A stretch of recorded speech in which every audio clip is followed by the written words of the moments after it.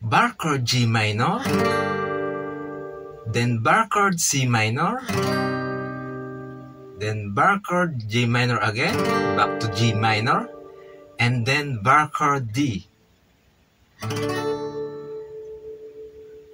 So how song did we apply, or we can apply to this given chord or given set of chords?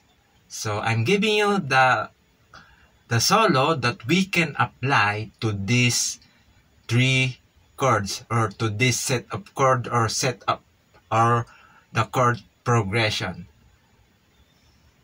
I repeat: G minor, then down C minor, then back to G minor, then end it up to the D.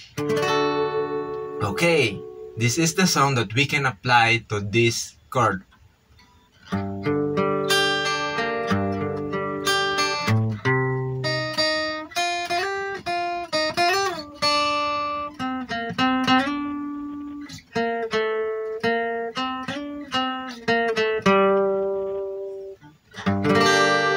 Okay?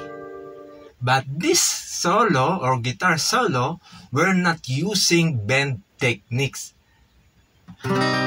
This is so I'm giving you the easy way to play this solo.